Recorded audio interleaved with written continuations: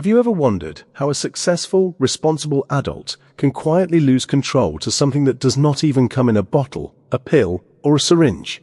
Imagine waking up one morning at 45 or 50, accomplished, experienced, financially stable, and yet feeling an invisible pull toward a glowing screen that seems harmless but slowly consumes your time, your focus, and your peace of mind.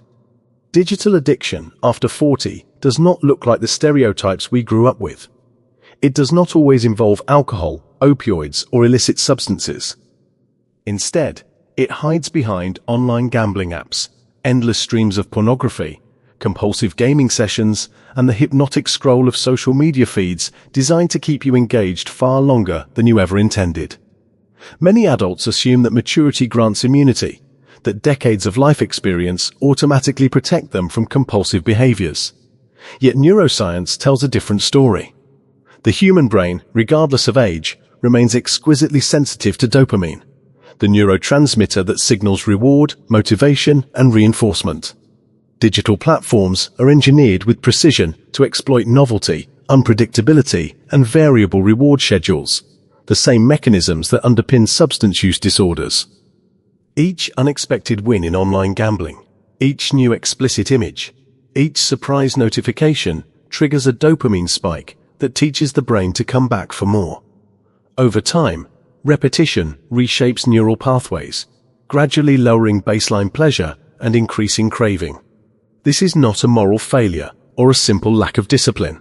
It is a neurobehavioral process unfolding beneath conscious awareness. In midlife, vulnerability can actually increase.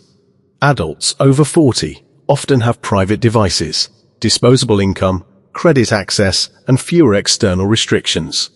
Stress from career demands, shifting family roles, aging parents, health concerns, or marital strain can create emotional voids that digital escapes temporarily soothe.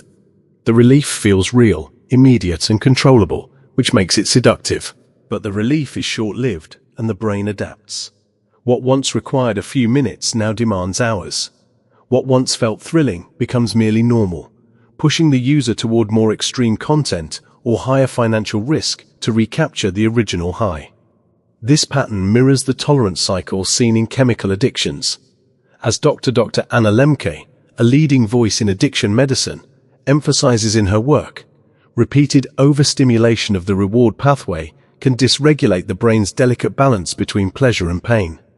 When dopamine surges become frequent and intense, the brain compensates by tipping toward a pain state, resulting in irritability, anxiety, restlessness, and a persistent sense of emptiness when not engaged with the digital stimulus. The individual then returns to the screen not to feel extraordinary pleasure, but simply to feel normal again. That is the quiet trap. Digital addiction after 40 thrives in secrecy and rationalization. Because there is no physical substance, people convince themselves that the behavior is harmless entertainment. They maintain jobs, pay bills, and show up for responsibilities, all while an internal dependency grows stronger. The absence of obvious physical withdrawal masks the subtle erosion of focus, intimacy, productivity, and self-respect. Understanding this dynamic is the first step toward reclaiming agency.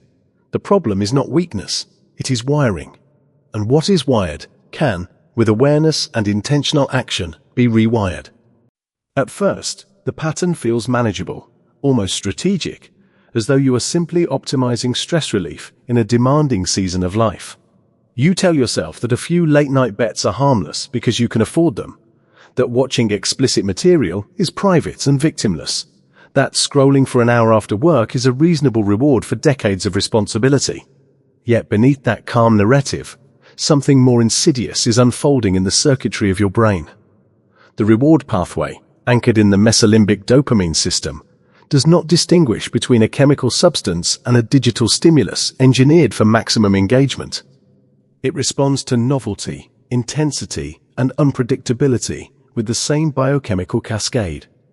Online gambling platforms exploit variable ratio reinforcement schedules, the same pattern that makes slot machines so compelling, delivering intermittent rewards that are statistically rare but psychologically powerful.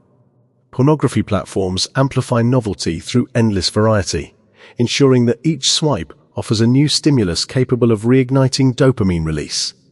Social media feeds operate on infinite scroll architecture, removing natural stopping cues and inserting unpredictable rewards in the form of likes, messages, or emotionally charged content.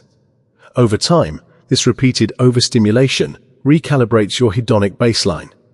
Activities that once brought steady satisfaction, such as meaningful conversations, exercise, reading, or creative work, begin to feel muted and dull by comparison.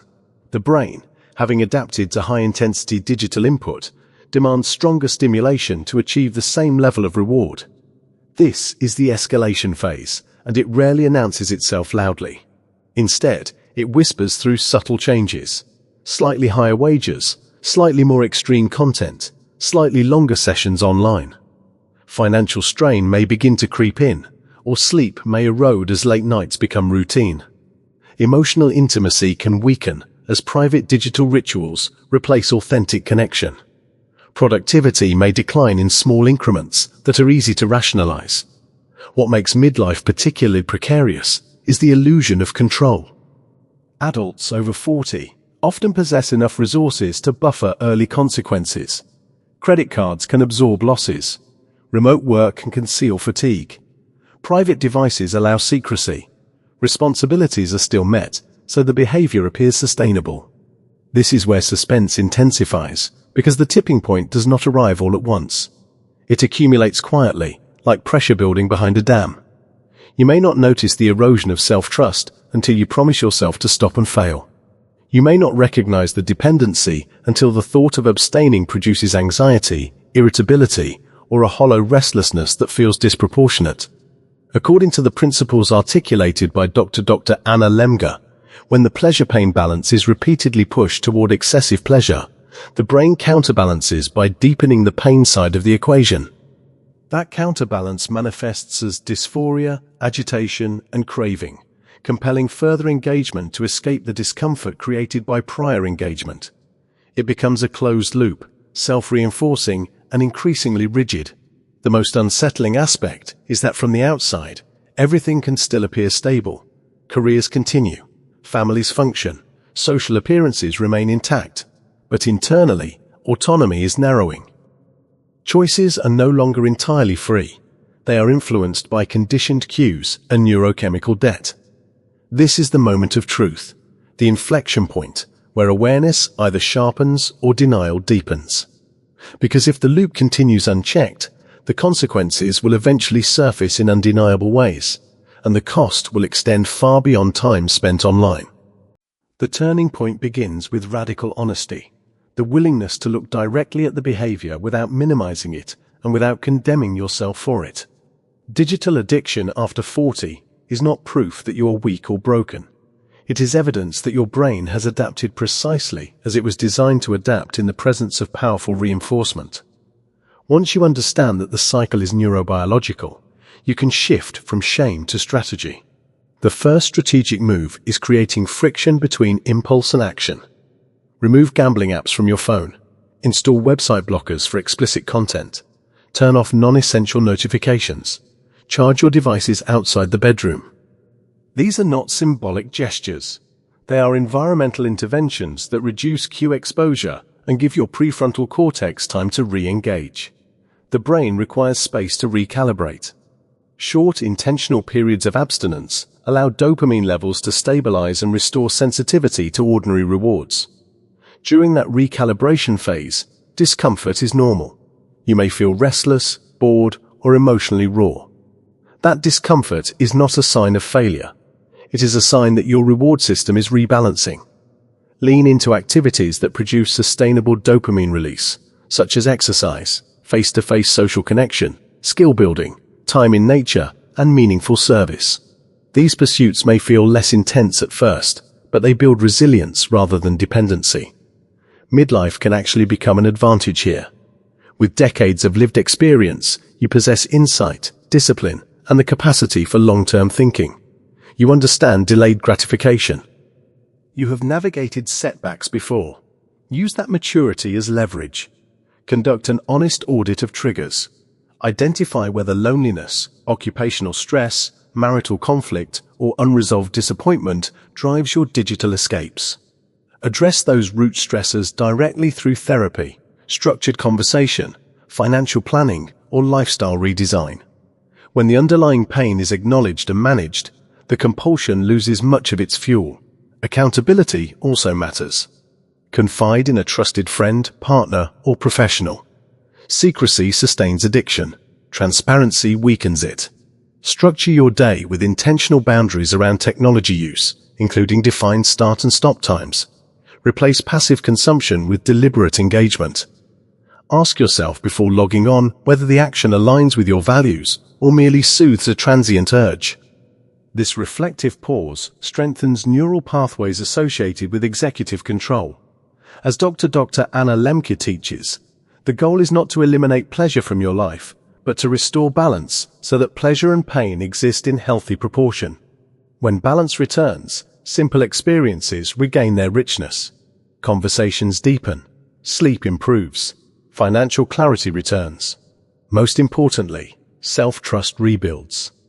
You prove to yourself that you can experience craving without obeying it. That proof becomes a cornerstone of renewed autonomy. Digital platforms will continue to evolve, becoming more immersive and more persuasive. The world will not become less stimulating. Therefore, the decisive factor is your awareness and your willingness to design your environment in alignment with your long-term well-being. Midlife is not the beginning of decline. It is an opportunity for recalibration. You can transform a hidden dependency into a catalyst for growth, wisdom, and disciplined freedom. The screen does not own your attention unless you surrender it. Reclaim it deliberately, patiently, and persistently. If you are benefiting from our topics, please subscribe, like, and turn on the bell notification so you can see our new videos early.